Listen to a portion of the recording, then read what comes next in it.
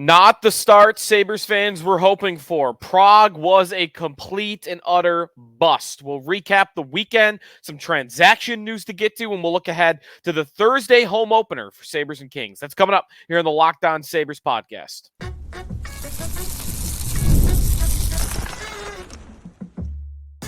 You're Locked On Sabres, your daily podcast on the Buffalo Sabres. Part of the Locked On Podcast Network, your team every day. And thanks for making Locked On Sabres your first listen every day. We are free and available wherever you get your podcasts. That includes our YouTube channel where you can watch the show. Part of the Locked On Podcast Network, your team every day. Today's episode brought to you by FanDuel. Place your first $5 bet. You'll get started with $200 in bonus bets guaranteed. Visit FanDuel.com to get started.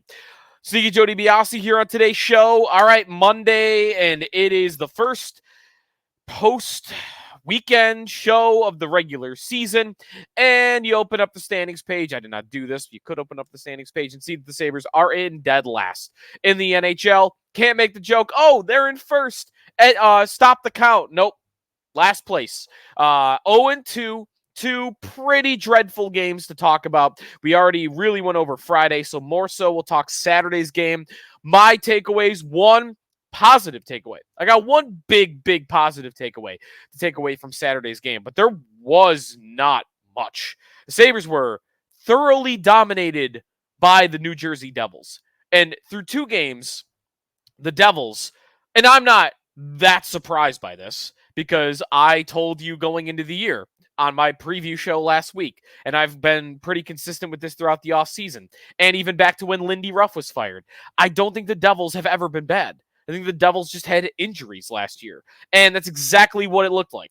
It exactly looked like on Friday and Saturday that the Devils are a tier above the Buffalo Sabres. That's not surprising to me. I would have liked to see them get at least a point, 2 points out of the possible 4, but Never looked close. And Saturday was definitely a game that we'll have to talk about the goaltending because Devon Levi was the only reason that was even close for as long as it was. So we'll get to that. I want to talk about the JJ Peterka injury and the hit by Brendan Dillon on Peterka and just the state of the league, man, how that was reduced to a 2-minute minor. So that I've got to take on for you as well. Lots of stuff to get to today on the Locked On Sabres podcast. If you want to become a part of our Locked On Sabres text club, then you could do that by going to joinsubtext.com/LockedOnSabres. By the way, the Sabres have a lot to owe to the Buffalo Bills because Buffalo sports fans were kind of laying off the Sabres, I feel like, on Monday. Because the football team did some incredibly stupid things at the end of their game that maybe took the shine away a little bit. How about the New Jersey Devils, by the way? Just outright trolling the Buffalo Sabres on Saturday after they had beat them for a second time. And what you saw, if you missed it, the Devils decided after beating the Bills the second time to tweet out a little video of the O2 Arena, and it says O2 Arena on the outside. That's the arena where they played in Prague. And the video, the 2 grows larger, and then the Sabre logo goes in the middle of the O. So like 0-2. Sabres went 0-2. And Devils tweeted, turns out Sabres were right at home the whole time. I got to comment on that for the Devils. Because you know what?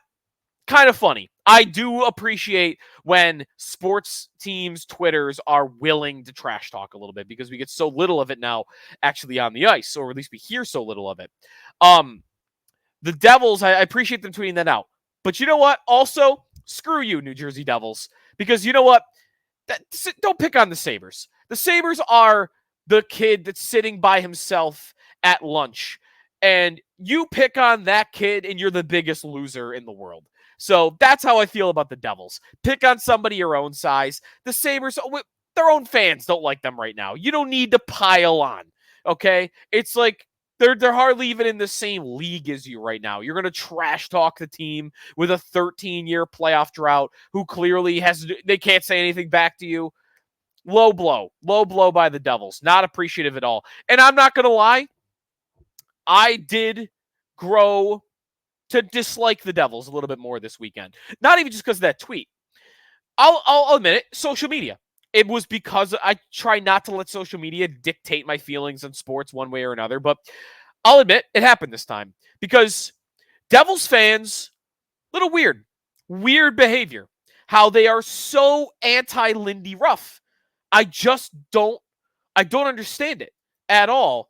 It's weird to me, weird behavior that New Jersey Devils fans are like celebrating beating Lindy twice. Like, Lindy sucks. And the one like 2-second video of Lindy being upset by something, like, oh, look what they're doing to as if he's just mortal enemy number one. And again, I don't really get it. Okay, it wasn't. If you look at the overall for Lindy in New Jersey, he didn't have a winning record. Like, it wasn't amazing by any means. But you know what? He did something that the Devils had not done in 12 years. Lindy Ruff won a playoff series for the New Jersey Devils. Lindy Ruff had a 112-point season. That's the best season of Devils hockey in the regular season ever.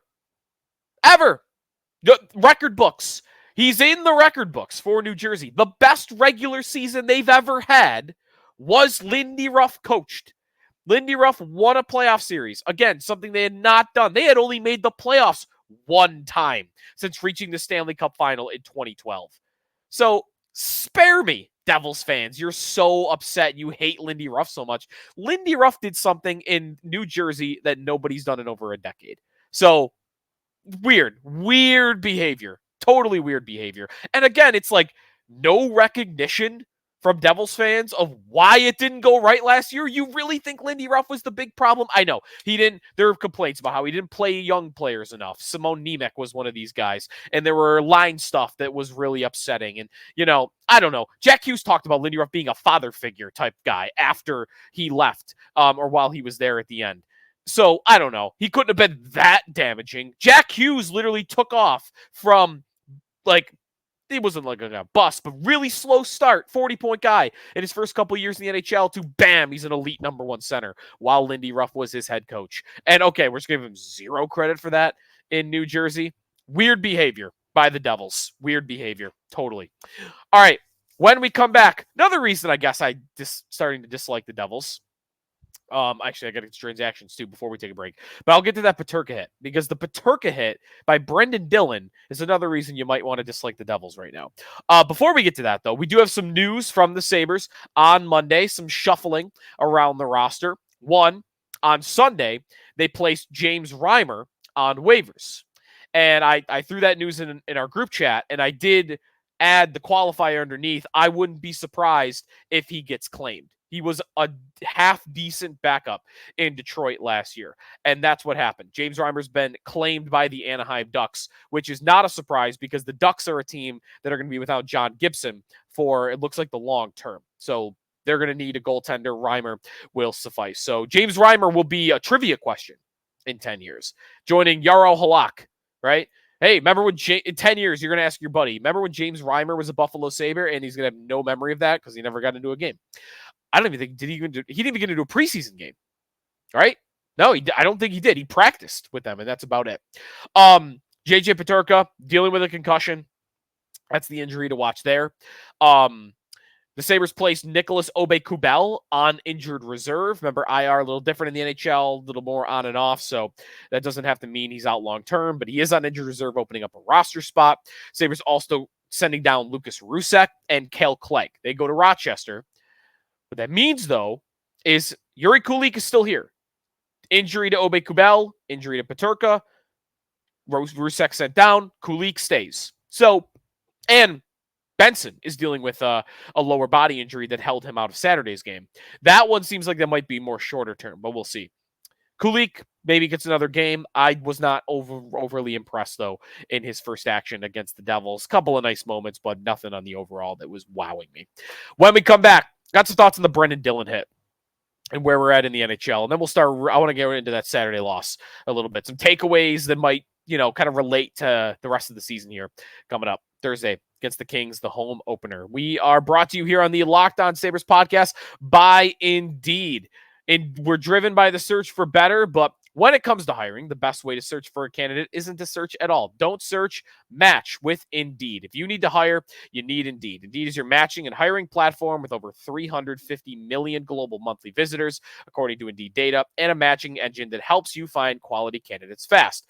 Ditch the busy work. Use Indeed for scheduling, screening, and messaging so you can connect with candidates faster. And Indeed doesn't just help you hire faster. 93% of employers agree Indeed delivers the highest quality matches compared to other job sites, according to a recent Indeed survey. Leveraging over 140 million qualifications and preferences every day, Indeed's matching engine is constantly learning from your preferences. So the more that you use Indeed, the better it gets. Join more than 3.5 million businesses worldwide that use Indeed to hire great talent fast. Listeners to this show get a $75 sponsored job credit to get your jobs more visibility at Indeed.com/lockedon. Just go to Indeed.com/lockedon right now. Support our show by saying you heard about Indeed on this podcast. Indeed.com/lockedon. Terms and conditions apply. Need to hire? You need Indeed.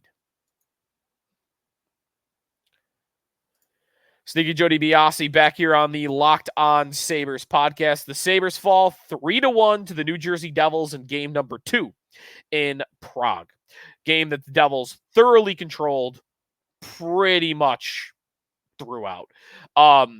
If you look at the advanced numbers on this, the Devils dominated the first, second, and the third period. There wasn't even like Sabres kind of took over in the third. It's just, nope, you were not the better team from beginning to end.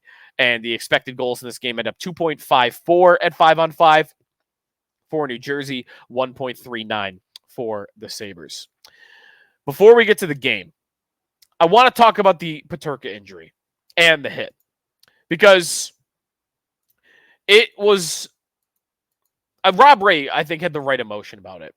I could not believe that they reduced that 2-minute penalty, or that 5-minute major penalty, to a 2-minute minor penalty. Because, and not only that, but also that there was not even a hearing for Dillon with the Department of Player Safety. There wasn't even a whisper about there being a hearing. I didn't even get a tweet of there won't be a hearing. It's like assumed that wouldn't happen. And that, to me, is the NHL showing that they are just always lagging behind on this front, even behind the NFL. And the NFL is really slow to this concussion stuff too. And hockey is even slower than that. Here I have a hit where I don't even need to slow it down. You could. If you slow it down, I think you find the same thing, which is why it's even more incredible to me. They reviewed this play, and they still came away with giving it a 2-minute penalty, and then not explaining why. The main point of contact is the head. There is no way around it. His shoulder hits JJ Peterka in the head. Okay, his forearm goes into Peterka's chest. Yes, I know. But the head is struck by the shoulder. Nothing else matters. Nothing else is supposed to matter. The moment you see a hit where a guy's leaning forward, and I don't care what his forearm does, if the shoulder hits the head, it's a 5-minute major penalty. And it needs to be a 5-minute major penalty every time, especially when it comes to a physical player that you know is out there looking for contact. And this is a guy in Brendan Dillon that 1 year ago, not even a year ago, this past February, 8 months ago, was suspended 3 games and given a match penalty for an illegal check. This is not new. What was the hit that he got suspended for, you might ask? He hit a guy in the head with his shoulder. This just happened 8 months ago. Repeat offender.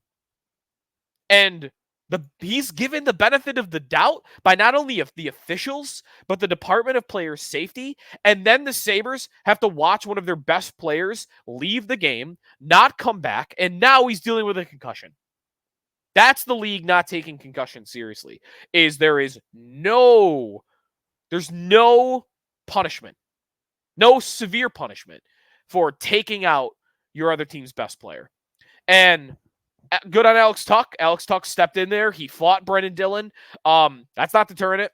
We know not in today's game. Brendan Dillon's not going to change his behavior because he has to fight Alex Tuck.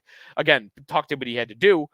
It's the suspensions. It's the fines. It's the taking money out of their pockets. And he has not. And they did not do it.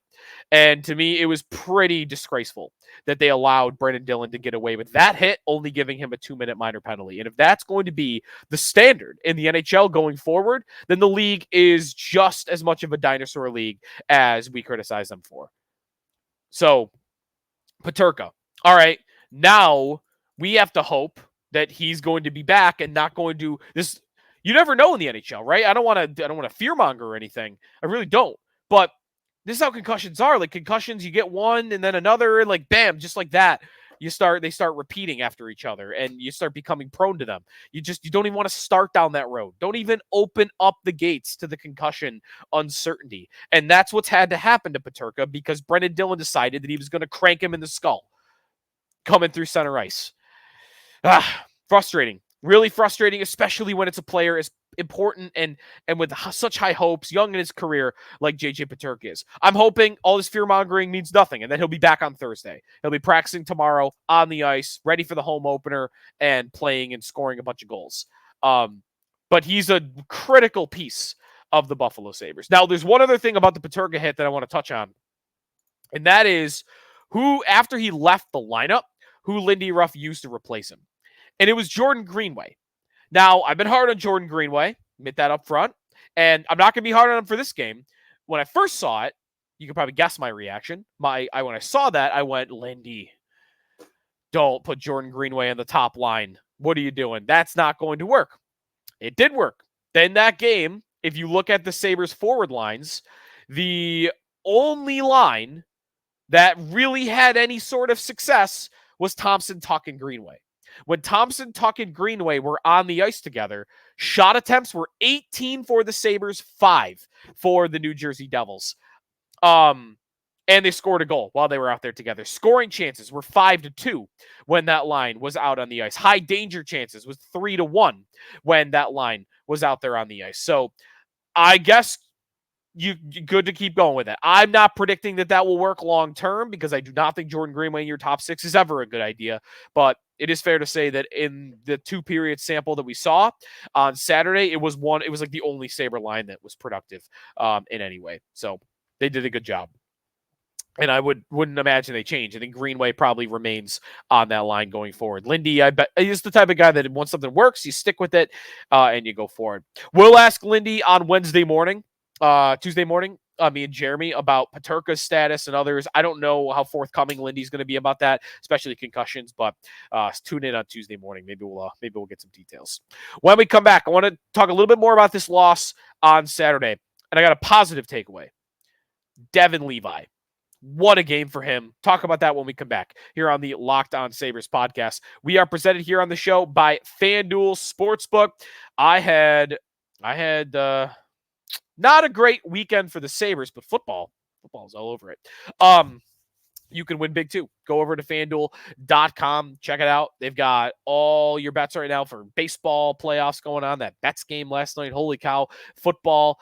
Football. It was the longest day in NFL history. You had a 9:45 Sunday night game because it was delayed, and that made it the longest game in history. So you had the ability to be, on the FanDuel app, looking at the box scores and the potential bets from 9:30 in the morning all the way to 2:00 in the morning the next day. And again, I just mentioned the box score, live play-by-play, because they have that now on FanDuel. So when you get a hunch in the middle of the game, you can check the latest stats, view live play-by-play, and so much more on the same page where you're placing your bet. So you can start the season with a big return on FanDuel, America's #1 sportsbook. You'll get $200 in bonus bets guaranteed when you place your first $5 bet. Check it all out over at FanDuel.com. Sneaky Joe DiBiase back here on the Locked On Sabres podcast, wrapping things up here on a Monday. The Sabres fall 3-1 to the Devils on Saturday, 0-2 on the season. They will now have to have the same point total or a higher point total than all these other teams we talked about going into the year in 80 games. Well, they'll have 82. All right. Positive takeaway. And then I got a couple more negative takeaways. Positive takeaway. Let's start with the good. What a game for Devon Levi. Devon Levi was fantastic. I might want to argue he had the best game any Sabre had in Prague. Devon Levi was out challenging. He stopped breakaways. He stopped Jesper Bratt, one of the Devils' best players, one-on-one on a breakaway. One-time opportunities, point-blank chances in front of the net. And he got in trouble once, being too aggressive. The wraparound goal that made it 3-1 at the end. It didn't feel like they were going to tie the game anyway, but that kind of ended it. Levi, too aggressive, overplayed Jesper Bratt, who made a great play, who went around him, and then came out the other side on the wraparound and got the goal. But before that, Levi was super sharp. Super sharp. Anytime it felt like he could see a puck, he was right on top of it. He's always searching underneath players, around players. He's very good at tracking. I thought Levi looked sharp. I thought he looked athletic. I thought he looked confident. And he was willing to be that aggressive style, even though, it can get you in trouble. But he had the confidence to be able to pull it off, and he did it most of the time. The advanced numbers loved him in this game. In fact, if you look at the two goaltender performances over the weekend, on Friday, the expected goals against Ukko-Pekka Luukkonen were 3.49.